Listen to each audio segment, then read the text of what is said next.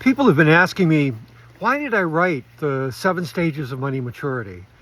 This is the book, there it is, that I wrote now almost exactly 25 years ago, right here, where the view that you have is coming through the window of my cabin, and my desk is right there, so I would see this view as I worked. And it's amazing to think it's been 25 years.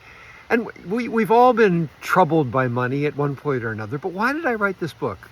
And I think there were a number of reasons I can think of, but primarily, as you know, I wasn't doing tax returns for a living and then financial work for a living because I just loved the work. I did love the work, but I love the work, and I love the work. I love the precision of it and the clarity of it, of working with money. But what I came to love even more and much more was what I learned about people and what I learned from my clients.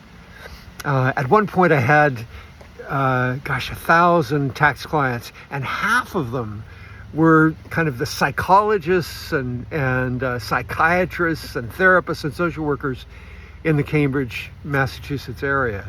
So I learned a lot from them about psychology, and of course when you talk about money maturity, that's maturity certainly a major theme, right, of their work.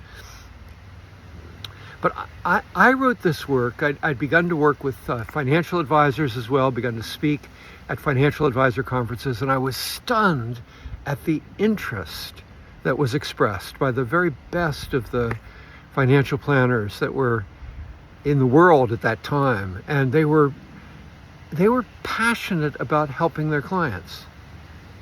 They were passionate about knowing who their clients were. They were confused at times as to how, what is this money stuff doing to my client? I mean, what's really going on there? And I thought, my background, as I mentioned, not only working with the psychologists and going to all of their extracurricular group sessions on the weekends and in the evenings just to learn who they were. My background was more cultural. It's more. I thought of myself as an artist. I thought of myself as a spiritual guide, a teacher, a meditation teacher. But I was good at money. I was good at the mathematics of it, at the precision of it, and I loved working with people around it.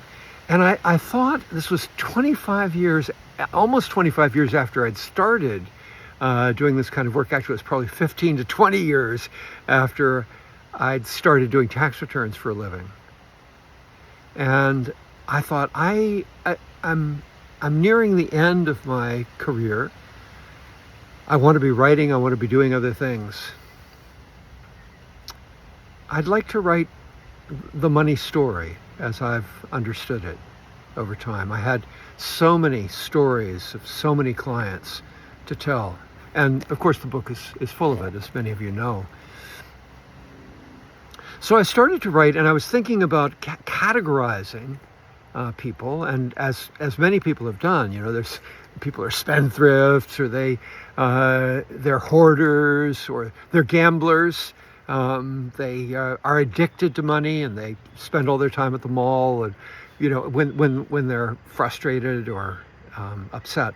And those stories are in the book. But what I'd realized was that my clients, at least, didn't like being put in a box. They didn't like being labeled. This is who you are around money. And I thought, there's something deeper here. And again, calling back to my learning from my colleagues around psychology and from the work I'd done in the spiritual world, cultural world, there was something deeper. And I thought there's a way of somehow working with people and of defining money, which is such a huge topic for all of us. We've all struggled around money, haven't we? If you be honest, most of us have, certainly. Almost everybody I know has, in one way or another. What's that story? And what is the story of its development, of the transformations that we go through. What is money as a teacher? And because ultimately, and many people have said this book is ultimately a story about us. It's about stages of growth for us, and money being a major facilitator of those stages. So I was thinking about that and thinking about my clients. I realized that there were stages, and I went back and I studied different spiritual traditions and psychological traditions, trying to interweave what I was seeing with what they had seen, sometimes thousands of years before. And what I realized was that my clients were, and this echoed themes in the psychological world, that my clients were often stuck. If they were stuck around money, they were stuck around some thought pattern. And you could certainly take it back to childhood and say, oh, they got this from their parents, or they learned it in childhood, just learned some searing experience that they had. And I realized that we all kind of form these thought patterns, and sometimes they're positive, sometimes they're negative, sometimes they're a reaction to something, and sometimes they're absorbing a lesson that's there in childhood. So I wrote about the thoughts. I called that stage innocence, where we would form an idea of how things work around money, and then we'd cling to it.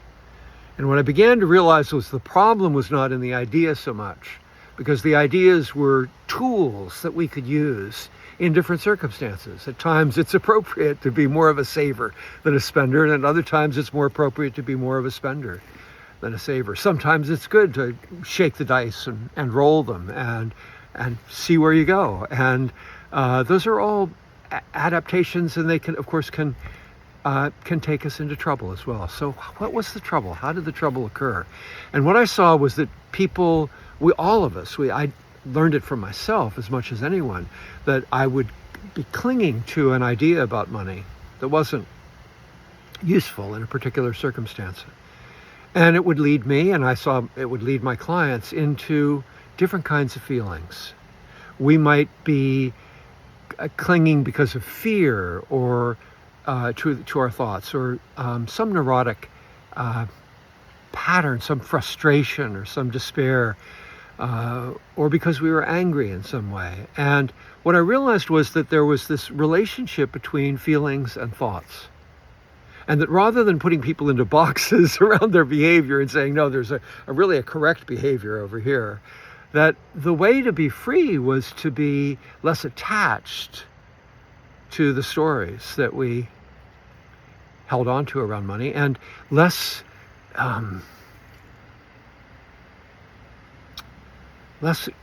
involved, less taken over, less overwhelmed by the feelings. So it really involved emotional intelligence.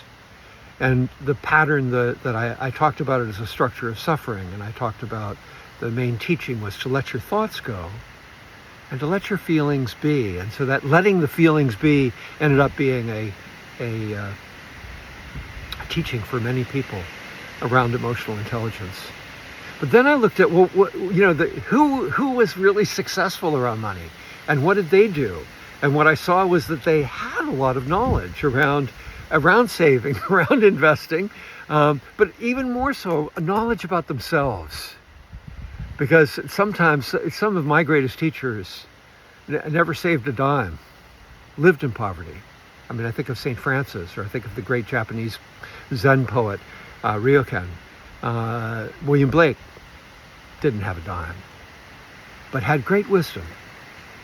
So there was so part of this is knowledge, knowing yourself, but also knowing in our world the complexities of money and how money is involved with, well, certainly everything we purchase, and it's involved with how we deliver on the dream that we have for our own life. So knowledge around money became an element. That's the third stage after the thoughts, which are innocence, and the feelings, which are pain.